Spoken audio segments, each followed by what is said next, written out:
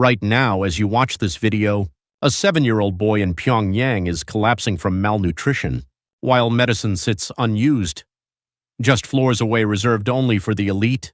This isn't history. This is happening today. Kim Soon-hee watched her husband die from treatable liver cancer in 2019 because North Korean hospitals told her, "We have no medicine," while she placed South Korean cancer drugs on government officials' tables every single morning. At 60 years old, she carried her dying grandson across the Tumen River because staying meant watching another family member die from lack of basic care. This is an ongoing humanitarian emergency. Your subscription amplifies these urgent voices. Join us in making a difference. Hit subscribe and the notification bell to stay informed about the crisis unfolding in North Korea right now. It all started like this. Fall 2022, 12th floor of a party. Official's apartment in Pyongyang district, Pyongyang. I can still see myself waking up at 5 every morning, heading to the kitchen before sunrise. The Taedong River flowed outside my window. In the distance, the Yuche Tower blinked its lights. Born and raised in Pyongyang, I never imagined I'd leave. My name is Kim Soon-hee. I was 60 years old then, a veteran cook with 30 years at the party official's dining hall. Not just any cook, I was head chef for Kim Yo-jong's private dining room. You know who she is, right? Kim Jong-un's younger sister. Feeding her was the highest honor in North Korea. Every morning at 6, I'd report to the dining hall. Breakfast for party officials came first. Rice, soybean paste soup, kimchi, a few vegetable sides. I worked hard to match the flavors my mother used to make. Pyongyang cold noodles were my specialty. The noodles I made from my mother's secret recipe were famous among officials. "Comrade Kim, your noodles are art." Compliments like that made my heart swell. Kim Yo-jong's meals required extra care. Porridge or rice gruel for breakfast, meat with fresh vegetables for lunch, fish or special dishes for dinner. Every day I planned menus, inspected ingredients, seasoned dishes myself. When she said today's food was delicious, my whole day brightened. That was my entire life. Special rations too. 20 kilograms of rice monthly, plus cooking oil, sugar, meat. Regular citizens weren't even getting proper rations, but our fridge stayed full. On holidays, I'd make songpyeon rice cakes and injeolmi for my eldest daughter. Soon-ok's family share with my younger son Chul-ho too. "Mom, you don't have to do all this." When my kids said that, I'd laugh. "Your mother's a cook, this is what I do." But behind that laughter, I always missed someone. My husband, Kim Chul-soo. He passed in 2019, liver cancer. All the hospital said was, "We have no medicine." Getting even one painkiller was like plucking stars from the sky. Every time my husband groaned in pain, my heart tore apart. At the end, I could only watch. Third fall without my husband. Every morning, I woke to an empty space beside me. Still couldn't get used to it. Memories of walks along the Taedong River, making holiday rice cakes together. His smile when he held our grandchild saying, "We've been blessed." I missed it all, but I had to live. My eldest daughter, Soon-ok, worked as a nurse, raising 7-year-old Min-jun. When my grandson ran to me calling Grandma, life felt worth living. My younger son, Chul-ho, taught at a middle school, lived separately. When we met, he'd say, "Mother, stay healthy. Don't worry about us." Good kids. Evenings, I'd visit my daughter's place to play with my grandson. "Grandma, I drew a picture at kindergarten today." When Min-jun showed me his drawings, I'd hug him. My grandson's a genius. Seeing that child smile was the best part of my day. He had his grandfather's eyes, such a beautiful smile. Weekends, I visited my husband's grave, a small hillside outside Pyongyang. "Honey, how are you? The grandson's growing well? Our daughter's healthy. Don't worry." I'd talk to myself, pull weeds, pour a drink for him. On the way home, tears always came. Still, I believed I was happy.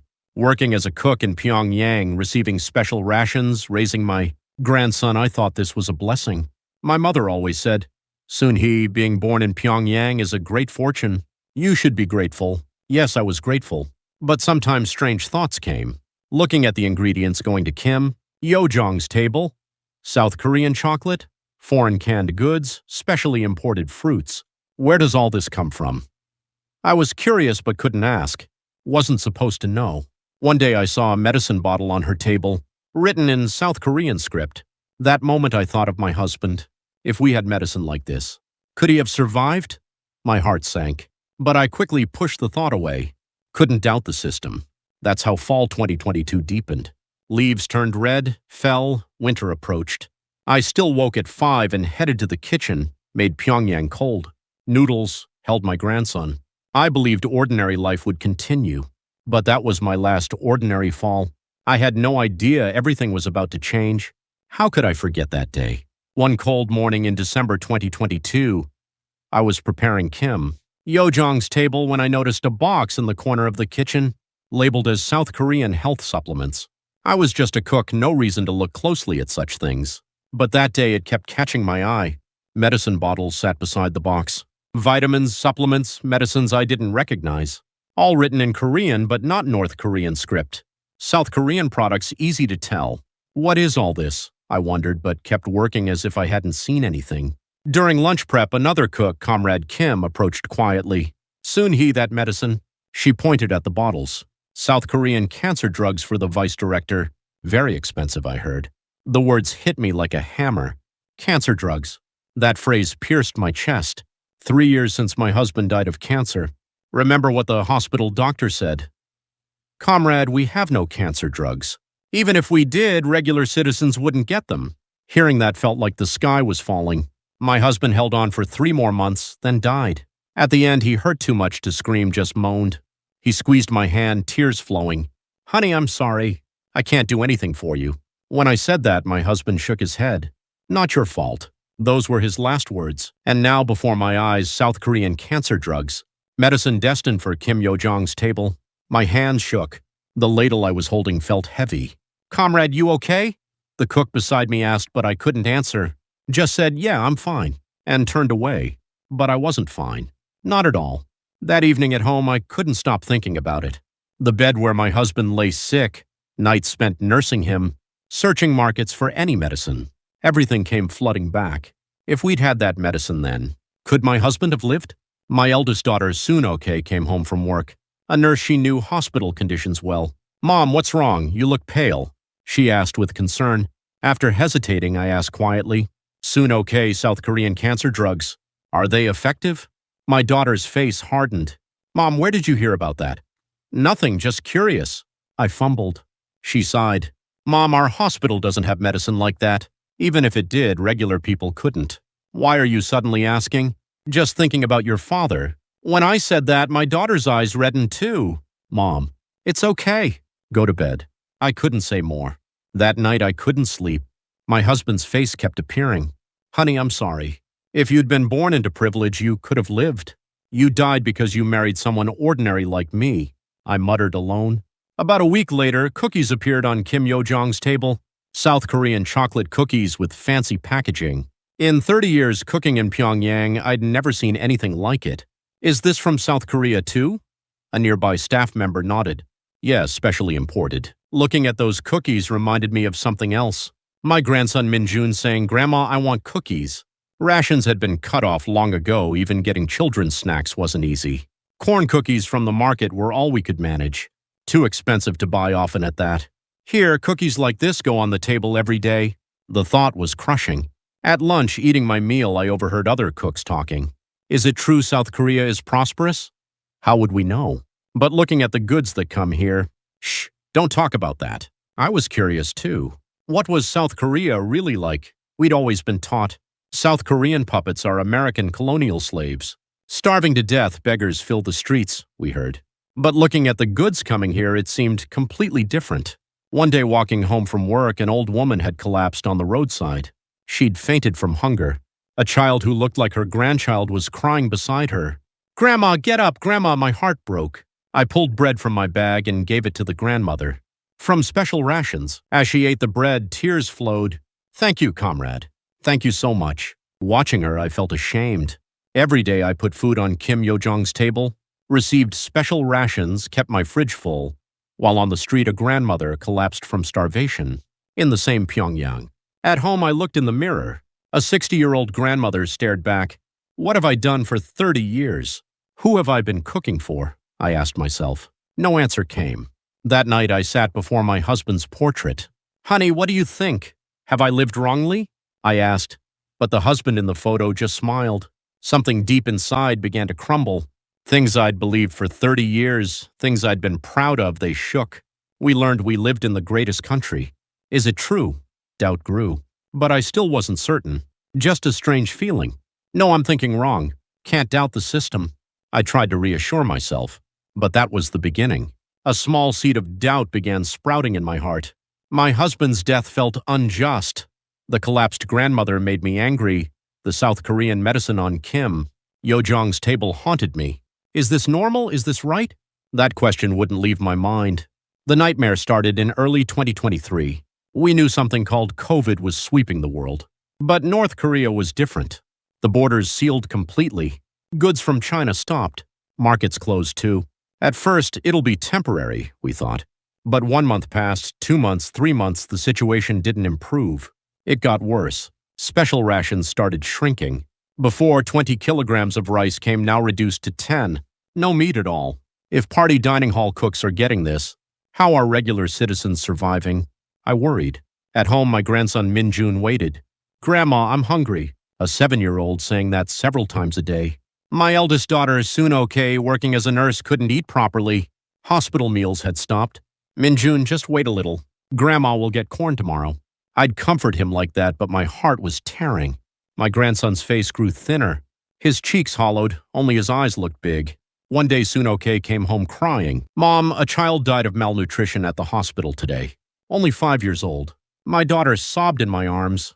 "Mom, Min-jun will be okay, right? He'll be okay?" "He'll be fine, he'll be fine. Mom's here, isn't she?" I said it, but I wasn't sure. I went to the market. Before, there'd been some goods, at least now it was empty. The few stalls had a handful of corn kernels, a few potatoes. That was it. Prices had skyrocketed. "How much for a kilogram of rice?" I asked. 10,000 won, they said. 10 times the old price. Same for corn. The money I'd saved wouldn't last even a month. Walking home, I saw children searching through garbage cans, looking for anything to eat. Even the Korean War wasn't this bad. I remembered what my mother used to say. She'd lived through that war, but now was worse than wartime. That evening at home, I found my grandson collapsed. "Min-jun! Min-jun!" I picked him up. He had no strength. Soon-ok rushed over. "Mom, Min-jun! Hospital, let's go quickly." We took him to the hospital, but nothing could be done. The doctor said, "Malnutrition. He needs vitamins, but our hospital has no medicine." Those words again. None, none. Hearing only that drove me mad. "Doctor, please. I'll do anything. Just save my grandson." I knelt and begged. The doctor looked troubled too. "I can't help either, comrade. There really is no medicine." We brought him home and I nursed him through the night. Looking at my grandson's face, tears came. Grandfather died from lack of medicine and now the grandson too. I thought of my husband. Then it hit me. The South Korean medicines on Kim Yo-jong's table. Vitamins, supplements, all kinds of health products. If I just had those medicines, Min-jun could live. But it was impossible. I couldn't dare steal them, couldn't obtain them. I was just a cook. The next day at work, another box appeared in the kitchen. South Korean children's vitamins. For Kim Yo-jong's nephew, they said. Seeing it, tears welled up. Why is it so different? Why do children here take vitamins while my grandson starves to death? I was angry, really angry. 30 years of loyal service, but I couldn't save my own grandson. What is this? That evening, my younger son Chulho visited. It had been a while. "Mother, how are you?" His face had thinned too. As a teacher, his salary wasn't coming through properly. "Chulho, are you eating?" "Yes, Mom. Don't worry." But I knew it was a lie. "We're all going to starve at this rate." I sighed. My son asked carefully, "Mom, do you have any rice?" Yes, take it." I split the remaining rice in half. My son bowed in gratitude. "Mom, I'm sorry." "It's okay. Your mother's a cook. I can manage this much." But it wasn't okay. My children were starving, my grandson, collapsing from malnutrition, and I could do nothing. That night, I sat before my husband's portrait. "Honey, what should I do? Without you, the world is so hard. The grandson's about to starve, and I can't help." I cried. Cried for a long time. Next morning before dawn, I snapped awake. This can't continue. I have to save my grandson, whatever it takes. My mind was made up. But how? In North Korea, there was no way. Rations had stopped, markets were empty, hospitals had no medicine. No hope in this country. Then a thought crossed my mind. What if? South Korea? Could I save my grandson if we went to South Korea? At first I thought it was absurd. Defect? A 60-year-old grandmother? With my grandson? Am I crazy? I scolded myself. But the thought wouldn't leave. Every time I saw my grandson's face, every time I saw South Korean goods on Yo-jong's table, the thought returned. Maybe dying while defecting would be better than starving here. I was scared, really scared. But my grandson mattered more. I had to save my daughter and grandson. That night, I started seriously considering it. Can we really go? How? How much money do we need? All kinds of thoughts swirled. I hadn't decided yet. But deep down, it felt already settled. This country has no future. I have to save my grandson, at least. That was my honest feeling. April 2023, the decisive day came. My grandson Min-jun collapsed again. This time it was really dangerous. Fever spiked to 40 degrees, consciousness fading. We took him to the hospital, same story. No medicine, comrade. I'm sorry. My daughter Suno cried. Mom, Min-jun's gonna die at this rate. He's going to die. Despair filled her face. Working as a nurse, seeing people die daily from lack of medicine, she feared the same for her son. Soon, okay? I held my daughter. Mom will find a way. What way, Mom? What way exists in this country? My daughter's anguish pierced my heart. That night, nursing Min-jun, I decided, can't delay anymore. Must save my grandson, no matter what. Next day, I quietly called my daughter. Soon, okay, Mom needs to talk. What is it, Mom? I checked our surroundings, then spoke very softly. What if we went to South Korea? My daughter looked at me, shocked. Mom, what are you saying?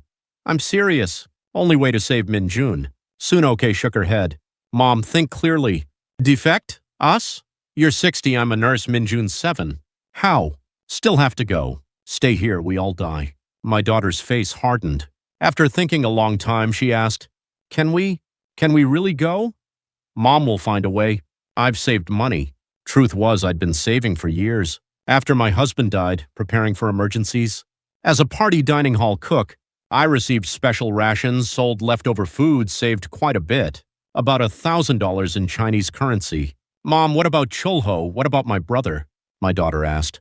The most painful part. Chulho. Sorry, but can't take him. He's a teacher, heavy surveillance. And men who've served in the military have it harder defecting. Tears came, leaving my son behind. Later. We'll definitely bring him later. Once we settle in South Korea, we'll bring Chulho. My daughter cried too. What do we tell him? Nothing. We just disappear. That way Chulho stays safe. From that day, we prepared. First, I heard rumors at the market about brokers, people who help defectors. I asked carefully, anyone know the route to China? Asked here and there. About a month later, a woman spoke quietly. Comrade Kim, if you're thinking about it, I can introduce someone. But it costs a lot of money. How much? Need at least $1,000 per person. I calculated 3 of us meant $3,000. Not enough with what I'd saved. Need to save more. I worried. Started selling things from home. TV, refrigerator, jewelry, even the watch my husband left. Honey, I'm sorry. Have to save our grandson. Tears came as I handed over the watch. For 3 months, I saved desperately. Once a week, I went to the market to sell food, sold special ration items too. Finally saved $3,000. Meanwhile, my grandson's condition improved slightly. I made porridge from special ration rice. His strength returned a bit. Min-jun, hang on a little more. Grandma will take you somewhere good. I promised myself. Met the broker, a middle-aged man with sharp eyes. Got money? Yes. I showed him the Chinese currency. The man counted it and nodded. Good. When do you want to go? As soon as possible. My grandson's sick. Then how about the 15th of next month? Border guards are weaker then, I hear. Good. Let's do that. The plan was set. September 15th night we'd cross the Tumen River. On the way home, I stopped at my husband's grave. Wanted to say goodbye. Honey, I'm about to do something big. Defecting. Taking our grandson and daughter to South Korea. Wind blew. Felt like my husband answering. Honey, I'm sorry. Can't take Chulho. We'll bring him later. I promise.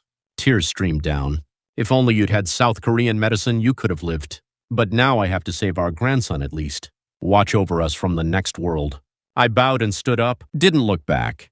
If I did, I'd collapse. Days later, my younger son Chulho visited. Mother, how are you? Yes, Chulho. And you? I'm fine, Mom. Looking at my son, I wanted to cry. This might be the last time. Chulho, Mom really loves you. Why so suddenly, Mom? No reason. Just, I made him a meal.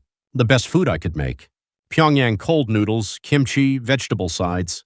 Eat a lot, son. Thank you for the meal, Mom. Watching my son eat, my heart broke. I'm sorry, Chulho. Mom's leaving you behind. But have to save your sister and Minjun. You're a man. You can survive alone. Only said it in my mind. Couldn't say it aloud. After my son left, I called my daughter. Soon okay, pack minimal luggage. 1 or 2 outfits is enough. Okay, Mom. And don't tell Minjun yet. The child might make a mistake. My daughter nodded. Mom, can we really do this? Have to. We need to save our Minjun. D-Day approached. September 15th. That morning I couldn't sleep. I prayed before my husband's portrait. Honey, watch over us. Help us get there safely. One last look around the house. 30 years in Pyongyang, the city where I was born and raised. Might never come back. Tears came, but no time for tears. Had to save my grandson. Let's go, Sunok.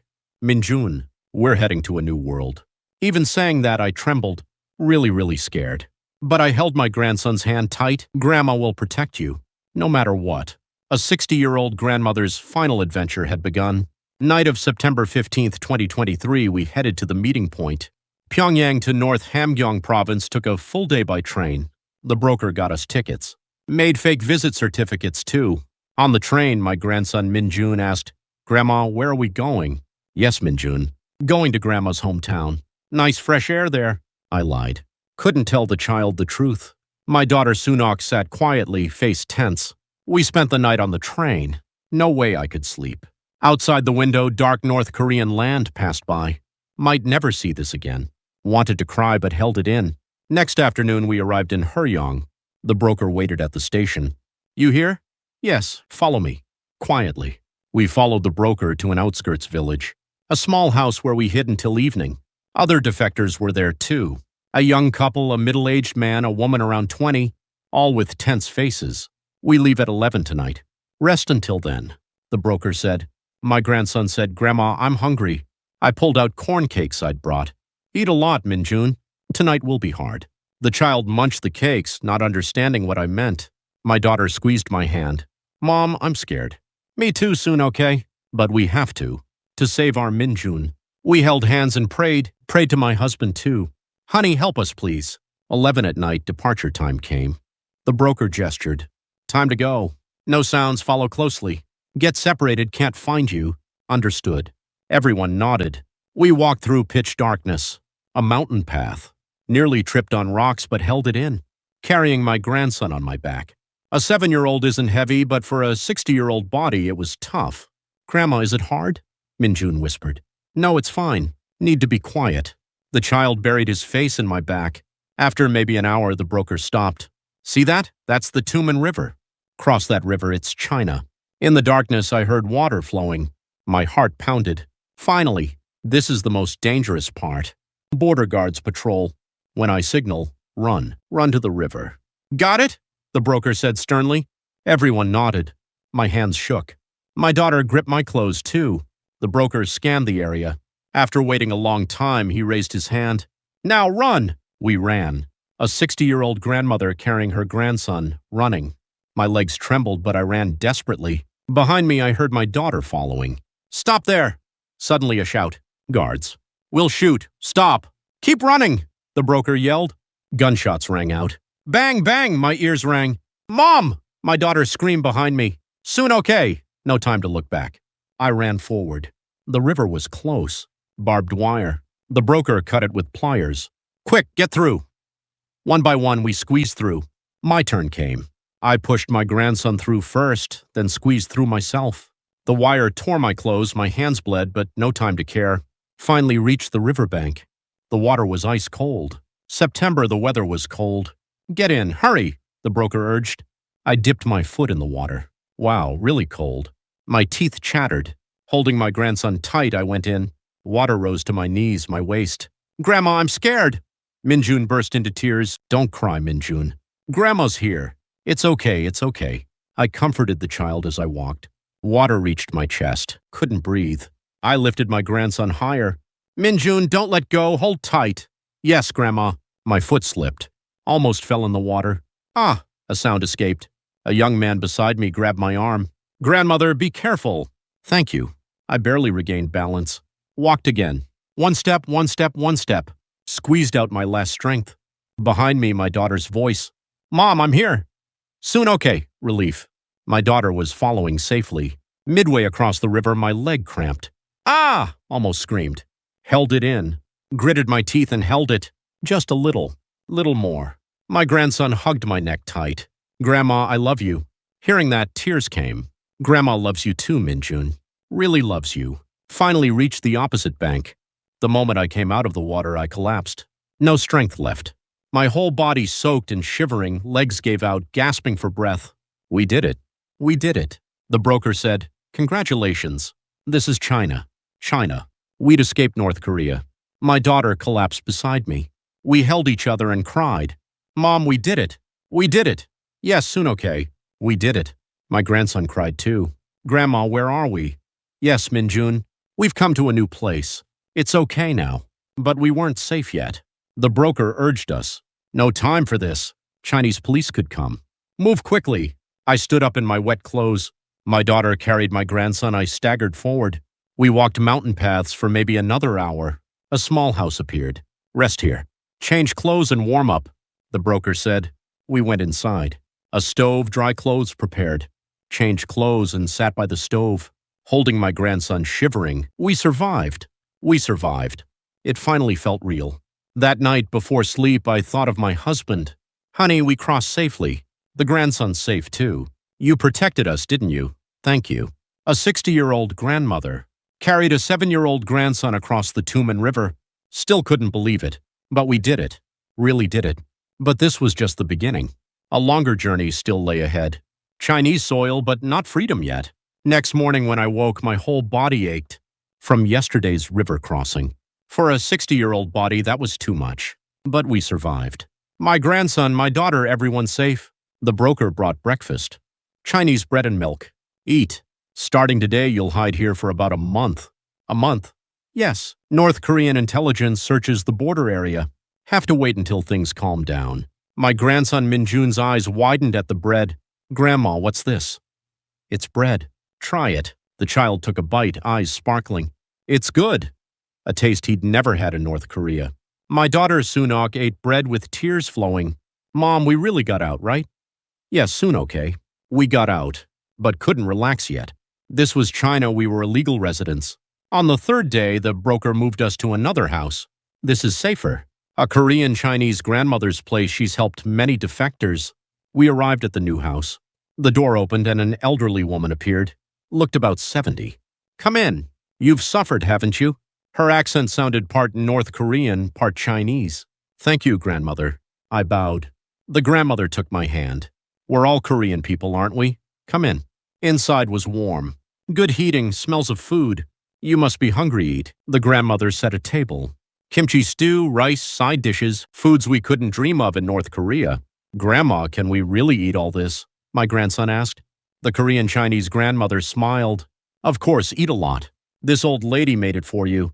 Minjun munched his rice. Watching him, tears came. At night, I talked with the grandmother. How do you live here, grandmother? I was originally from the north. Came as a refugee during the Korean War, couldn't go back.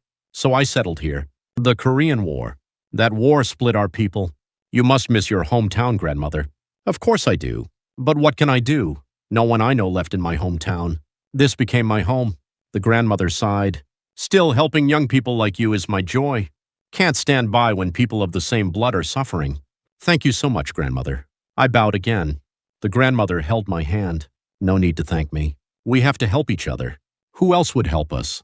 We spent a month at the Korean Chinese grandmother's house. But it wasn't easy. Couldn't go outside.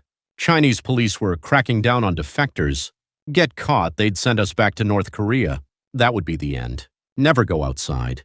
Especially not Minjun. I warned my daughter repeatedly. But for a 7-year-old to stay inside for a month wasn't easy. Grandma, I want to go outside. Minjun complained. Can't, Minjun. Just wait a little. Why? Why can't I go out? I didn't know how to explain to the child.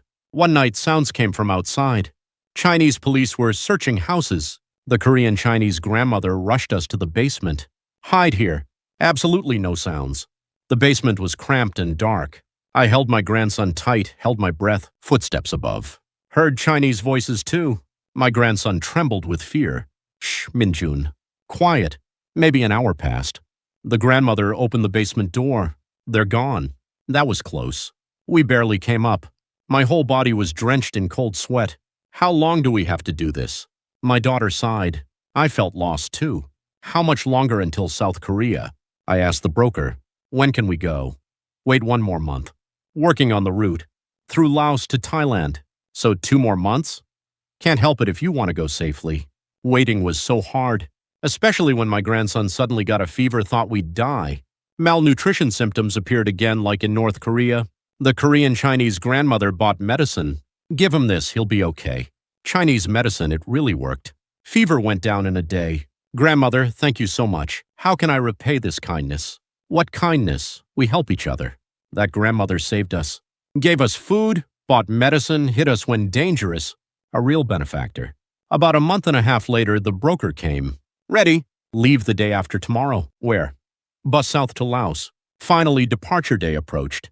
Said goodbye to the Korean-Chinese grandmother. Grandmother, I'll never forget this. Thank you so much. Tears welled in the grandmother's eyes. Go well. Live well in South Korea. Send me a letter sometime. I will. I bowed. The grandmother gave my grandson candy. Minjun, take this. From this old lady. Thank you, grandmother. Minjun bowed. We boarded the bus, leaving Chinese soil. Looking out the window, I thought. 2 months in China. Lucky to have met someone good like the Korean-Chinese grandmother. But the road ahead was still long. Laos, Thailand, then Korea. When will we arrive? My grandson leaned his head on my lap. Grandma, I'm tired. Okay, sleep. Grandma will wake you. The child fell asleep. Watching him, I vowed, we'll definitely get you to South Korea, no matter what. The bus headed south toward freedom. The bus ran for 3 days and nights, through southern China to Laos. Sitting in the cramped bus seat, my whole body ached. For a 60-year-old, this journey was too hard, but had to endure. My grandson Minjun got bus sick. Grandma, I feel queasy.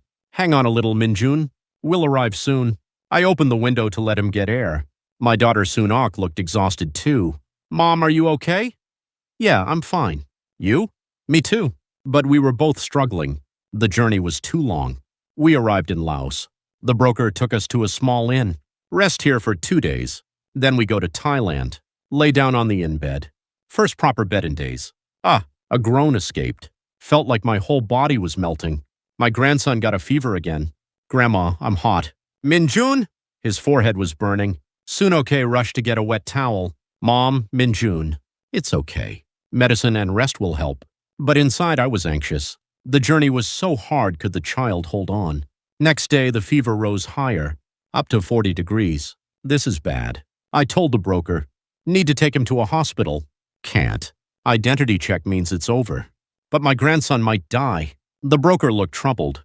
Okay, I'll take you to a doctor I know. He helps defectors. That doctor was a Korean missionary. Hello, I'm Dr. Kim, a man who looked about 50. Kind face. The child is very sick. Poor nutrition, too. Need to start with IV fluids. He gave my grandson an IV. I held Minjun's hand as he got the injection. Grandma, it's okay, Minjun. You'll get better soon. Dr. Kim gave us medicine, too. Take these. Fever reducers and vitamins. And this. He took out vitamins. Make sure the child takes these. Thank you, doctor. How much do I owe? No money needed. We're fellow countrymen, aren't we? The doctor smiled. You're going to Korea? Yes. I'll pray you arrive safely. Those words brought tears. Doctor, thank you so much. Not at all. God will be with you. I wasn't deeply religious, but right then I wanted to pray. God, if you're really there, please save my grandson. 2 days later, Minjun's fever broke, thanks to the medicine. Grandma, I'm okay now. The child smiled. Yes, Minjun. Thank goodness. Went back to thank Dr. Kim. My grandson survived thanks to you, doctor. I'm glad. Now you're going to Thailand. Yes. Find the Korean embassy in Thailand. They'll help you. Understood. I'll never forget you, doctor. I bowed. The doctor held my hand tight. Grandmother, stay strong. You're almost there. We left for Thailand. Another full day on the bus crossing the border. Arriving in Thailand, the weather was really hot. Completely different from North Korea. So this is Thailand. The broker said, my job ends here. Here's your bus ticket to Bangkok. Find the Korean embassy in Bangkok. Thank you so much. I gave him the remaining money. Took the bus to Bangkok. A big city. Lots of cars, people, tall buildings. Scenery unimaginable in North Korea. Grandma, look. My grandson pointed out the window. Colorful lights. People here must live well. My daughter murmured. We looked for the Korean embassy. But a problem came up. Thai police caught us. Passport. The officer held out his hand. We had no passports. We came from North Korea, going to the Korean embassy. I said with a trembling voice. The officer said something in Thai couldn't understand. We were taken to the police station. What do we do? If we get deported? My daughter started crying. My grandson trembled with fear too. Then someone speaking Korean appeared, an embassy staff member. Are you North Korean defectors? Yes, that's right. Don't worry, I'll help you. He talked with the Thai police, then took us out. Let's go to the embassy. You can process everything there. We arrived at the embassy. The moment I walked in, I saw the Taegukgi flag. Red, blue, white. Seeing that flag, tears streamed down. Republic of Korea. Finally, the staff member said, You've worked hard. You're almost there. In a few days, you can go to Korea. Really? Really? Yes. Just prepare the documents. I held my grandson. Min-jun, we're going to the Republic of Korea soon. What's the Republic of Korea, Grandma? Well, it's a free country. Lots of good food, a good place. A week later, we received plane tickets. December 20th, Incheon flight. Take this. An airplane. First time in my life. Excited and scared. The night before departure, I couldn't sleep. Thought of my husband. Honey, we're going to the Republic of Korea now. Wish you could have come too. Watch over us from there. I'll raise our grandson well. My daughter couldn't sleep either.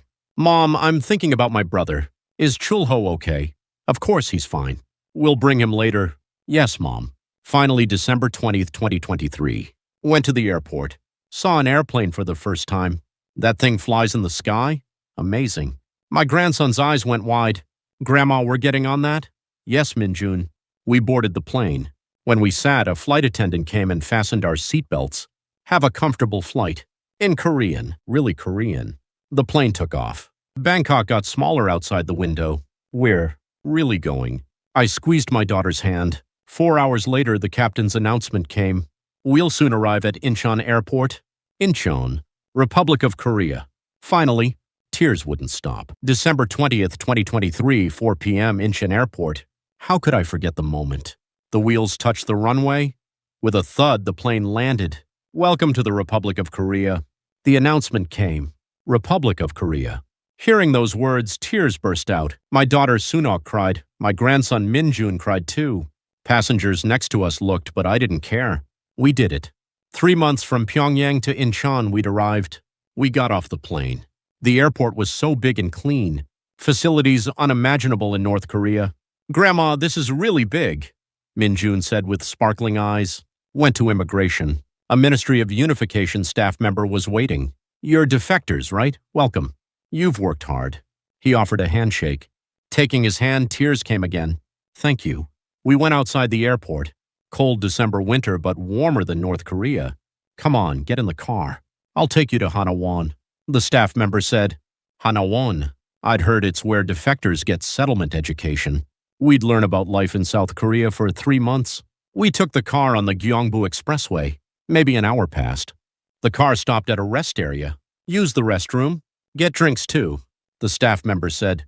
Rest area. The place I'd seen written on cookie packages at Kim Yo-jong's table. So this is that rest area. I opened the door and went in, and I stopped. I couldn't believe what spread before my eyes. The food section had bread, snacks, drinks piled like mountains. Walnut cookies, choco pies, sausage bread, sandwiches, kimbap, ramen. All kinds of food everywhere. My legs went weak. Is this all real? For 30 years I worked as a cook in Pyongyang. Put food on Kim Yo-jong's table. Received special rations. In North Korea, I was among the well-off. But every single item of food here at this rest area looked better than the privileged elite's table in North Korea. Grandma, can we eat all that? My grandson asked. Well, I guess so. Wow, Grandma, I want to eat that. The child pointed at walnut cookies. I went to the register. Walnut cookies, please. My hand shook as I paid. Temporary living expenses from the Ministry of Unification. Here you are.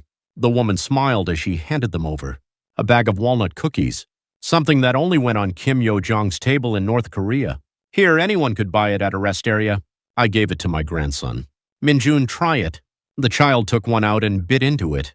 Grandma, it's delicious, really delicious. Watching my grandson's bright smile, tears poured out. I tried one too. Sweet and soft. 30 years cooking in Pyongyang, but this tasted better than anything I'd made. No, it wasn't about taste. This was the taste of freedom. My daughter held my shoulder. Mom, don't cry. No, soon okay. These are happy tears. They really were. Not sad tears, tears from being overwhelmed. I sat on a rest area chair, took out another walnut cookie and ate it, thinking, I wish my husband could have seen this. Honey, it's so good here.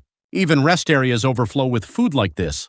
At the next table, a family sat. Father, mother, 2 children, laughing while eating ramen. Looked like an ordinary weekend outing. Can we live like that too? The Ministry of Unification staff member approached. Grandmother, are you okay? Yes, I'm fine. Just grateful. You're very surprised, right? Everyone who comes for the first time reacts like this. You'll adjust slowly. We got back in the car. The highway spread out the window. Cars zoomed by, lights sparkled, rest areas bustled with people. So this is the Republic of Korea. We arrived at Hanawon. Welcome. Rest comfortably here and receive adaptation education. A counselor kindly explained. The room was clean, bed soft, heating worked well. I took a shower. Hot water gushed out. In North Korea, we washed with cold water in winter. This is heaven. I stood under the water for a long time. Dinner time came. In the cafeteria, rice, soup, side dishes were set out generously. Eat as much as you want. If it's not enough, get more. The staff member said. My grandson cleaned his bowl of rice. Grandma, I'm full! Hearing that choked me up again. In Pyongyang, when the child said, Grandma, I'm hungry, now he's saying, I'm full. At night, I lay in the room looking at the ceiling. The fluorescent light shone bright. Electricity for 24 hours. Unimaginable in North Korea. Honey, we did it. We saved our grandson. This really is a good place. Hospitals have medicine, stores have food, even rest areas have everything. I spoke to my husband. He couldn't hear me, but I wanted to say it. Education started the next day. Learning Korean, computer use, bank use, job preparation. Hard for a 60-year-old grandmother, but I studied hard. My daughter Sunoke started studying to get her nursing license recognized. Mom, I'll prepare for the national exam. I want to work as a nurse here. Okay, Sunoke. Work hard. My grandson Minjun attended kindergarten inside Hanawon. Made friends, drew pictures, learned songs. One day he came saying, Grandma, I made a friend today. So happy. That sight was so beautiful. 3 months passed. March 2024, we graduated from Hanawon. The government arranged housing, gave settlement money. It's an apartment near Seoul. Go check it out. I received the apartment key. Our home. We have our own home in the Republic of Korea. Minjun, we have a house. I held my grandson and laughed. We spent our first night in the new home. Outside the window, Seoul's night view spread. The lights were truly beautiful. Husband, can you see those lights? This is freedom. This is the Republic of Korea. I found a job too, working as a cook at a small restaurant. The owner was a good person. Grandmother, learn slowly. It's okay. I cooked for 30 years in North Korea, but South Korean food was different. But it was fun. My daughter prepared for the national exam while working part-time at a hospital. My grandson prepared to start elementary school. Everything was new, but one corner of my heart always hurt. My son Chulho left in North Korea. Is Chulho okay? How shocked he must have been when Mom disappeared. Sometimes Chulho appeared in my dreams. Mom, why did you leave me alone? Waking from the dream, tears flowed. I'm sorry, son. Mom will definitely bring you. I missed my husband's grave too. Honey, I want to visit your grave in Bo. When unification comes. When unification comes, I'll definitely go. One Sunday I went to church. Remembered Dr. Kim, the missionary in Laos. God, thank you for saving us. I prayed. I didn't believe before, but now I do. Our coming here was a miracle. June 2024, my grandson's birthday. I bought a cake. Birthday cake. Unimaginable in North Korea. Stuck in candles and lit them. Minjun, make a wish. Yes, Grandma. My grandson closed his eyes and made a wish. Whoosh blew out the candles. Minjun, what did you wish for? To keep living happily with Grandma and Mom. Those words brought tears again. I didn't regret risking my life to defect for this child. These days I sometimes go to rest areas. just to look around. Buy walnut cookies, sit on a bench eating them, thinking, we really came here. I want to tell people in North Korea, everyone, South Korea is really a good place. Even rest areas overflow with food. Hospitals have medicine. Children can eat their fill. There is freedom. A 60-year-old grandmother carrying a 7-year-old grandson across the Tumen River, it was all for this freedom. My son is still in North Korea. My husband's grave too. When unification comes, I want to go. Bring my son, bow at my husband's grave. Say, honey, see, our grandson grew up so well. Until that day comes, I'll live hard here. As a citizen of the Republic of Korea, as a free person, I often tell my grandson, Minjun, do you know how good this country is? Grandma risked her life to bring you here. Don't forget. Yes, Grandma. Thank you. My grandson's smiling face is my greatest reward. This is my story. Cook Kim Soon-hee's defection story from Pyongyang. The story of a 60-year-old grandmother who tasted freedom in a South Korean rest area's walnut cookies. Everyone, don't take freedom for granted. How precious it is. I'll never forget for my whole life. Thank you. Republic of Korea.